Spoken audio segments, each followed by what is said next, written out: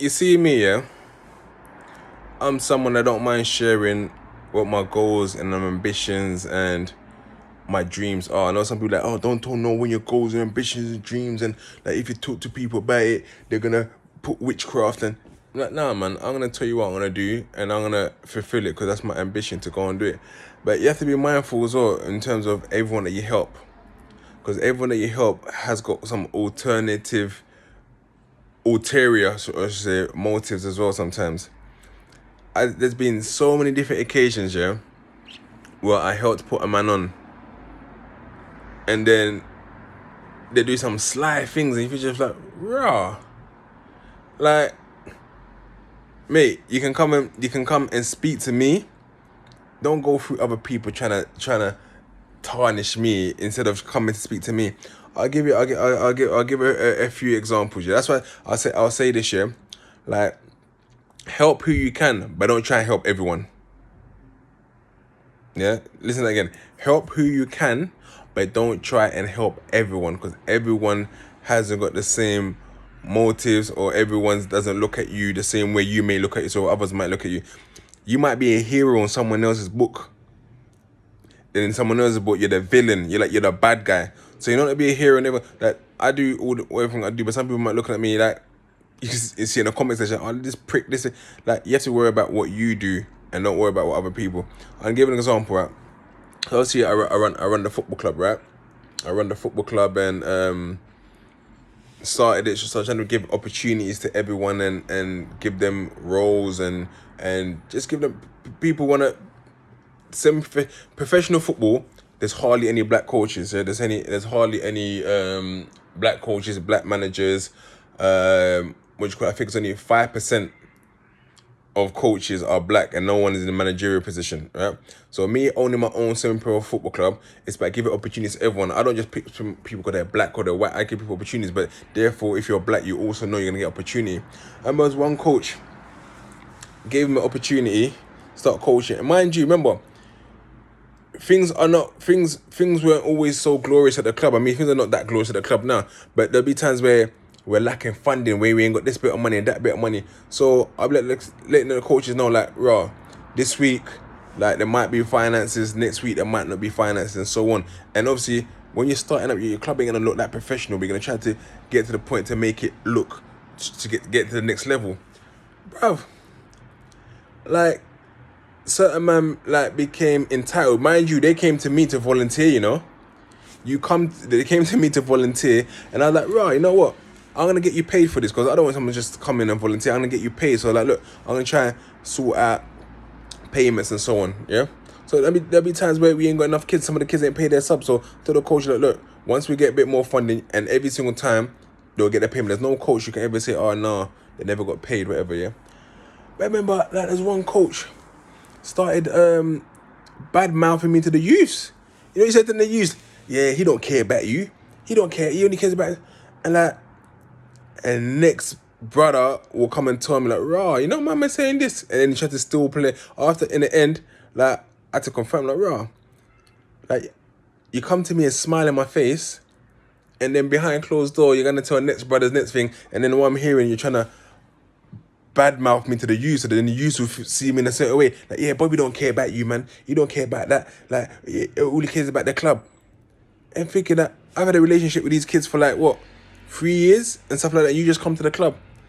And then I said, you know what, I'm going to let you go. And tell me, oh, you don't do nothing for me. I'm like, raw, me not giving you opportunities, nothing for you. Oh, no, you only care about your club. And what about my club? I was like, but you've come to my club.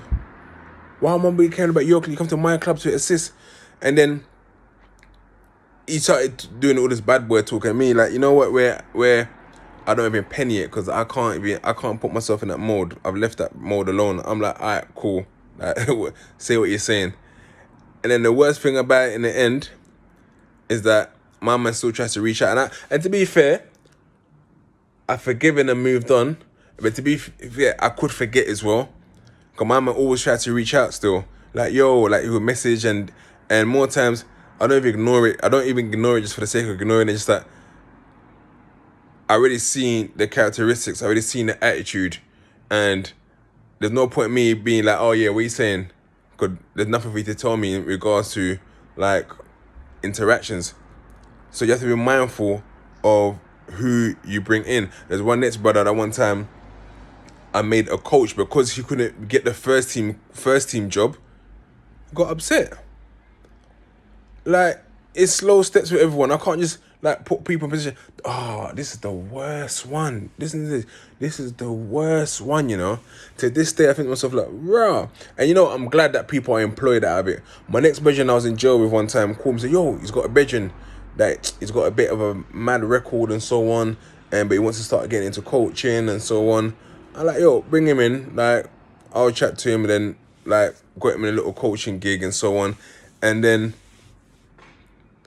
And this is where I don't understand where communications as adults is so paramount. Yeah, where you need to speak. If you're upset with someone, pick up the phone and speak to them. Yeah. So on a Saturday, I was running around. I'll go to this team, that team, the under 8s, under 12s, under 9s, like I'm running around everywhere. So my mind ain't even focused to be like, who's there? Remember one coach now. Like, obviously, and this is the worst thing about it, right? So I was also creating a charity with a company that was sponsoring my football club. So I was creating a charity with them, yeah. And so when they was looking for people to get a job, right? I recommended him, even though he had a mad record. I'm like, cool, I'm gonna recommend him because he works for my football team. The young players know him. He's a coach. I'm gonna recommend him. Yeah, cool. Then one day now, like I said, I run around, always going to different teams and so on. So I've not seen him, so I've not said hello. Don't think my man didn't just leave the kids and just went home. I didn't even know. Later on, parents are calling me, the coach just left. So I thought it was an emergency, so I didn't even know nothing about it. And then later on, I found out it's because I saw him, I didn't say hello, and apparently I don't always say hello. And my whole thing is that me not saying hello doesn't mean anything towards anyone. I'm just, if I see you and I can see we make eye contact, I'll say hello. But if I'm running around and all that and I'm busy and everyone knows everyone knows who tried to DM me. I can't get around to it, message everyone. I get anxiety. There's so much things going on in my head, so much different projects. So if I don't say hello to you, it's by no means like me trying to ever take the piss. But my man left the kids and kept it moving. Then I was like, Ron, I can't have that at the club no more. Then it's like, I'm moving on, I'm going to another club. Cool, so on. But I could have been bad mind and be like, nah, man, I'm not going to push you forward for that job. But I'm not bad mind because that feeds people's kids and it's like, cool, let man add the job over there still. Yeah. And this was the worst part of it, yeah. This is the worst part of it now, yeah. So he must have bought one of his brethren one day. Said, his brethren wants to come down and see how the youth centre works and everything. I'm like, yeah, bring him down, man. Bring him down. No issue, man. No problem at all, man. I'm all for supporting the man them and that. So the brother came down, and at the time I was having issue with a company that was sponsoring me in regards to just like certain things. Is like I'm used to working independently in regards to doing and getting the job done, but it came to a thing that where there was so much that, like, if I went on TV, they want me to wear their logos and not just Hackney C logos, and it got all political anyway. But anyway, then he brought his ex-brethren to the centre one time. The bedroom's like, oh yeah, so obviously like man them, and that's why he said you have to be careful who you talk to. So I was just having a like normal conversation with him, like, oh, you know what? Yeah, man, I'm not happy with this. I'm not happy with that part of the company, and like. I'm thinking I might be leaving soon, because I'm not really feeling it no more. Remember, I don't know this brother from nowhere, you know, and that's my bad, that's my fault there, where I didn't know him from nowhere. But I thought, no, just vent into the man them, because it's your brethren. Don't think the next day when I went into work, the woman that was working with me, told me, oh yeah, I've heard that you're not happy. My man was saying this, saying that. I'm like, rah. And this time, man was telling me, can I try to get him a role at the place? And I said, look, I'll see what I can do. And in the end, I even got him irrespective of that, yeah, I even helped him get the role. So I pushed him forward. Like, yeah, now my man's a good, I don't know him from nowhere. But then later on, I found out that he's telling the people that, I'm saying I'm unhappy at the place, I'm unhappy at the, but at the end of the day, like I said, for me personally, it's like, people got jobs out of it. Yeah, they're working full time.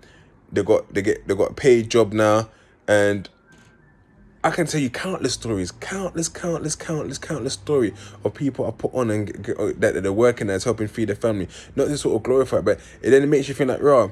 You always must be mindful, yeah, of people you try to help.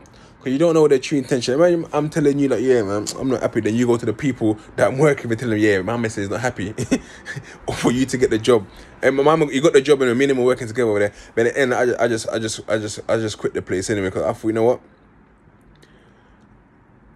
I can take the risk of not having any income right now because I know what I can do. Because I remember at the time, my partner was like, "Are you mad? We just had a baby. Like, this needs to be paid out. What do you mean you're quitting?" I said, "Look, I'm quitting, man."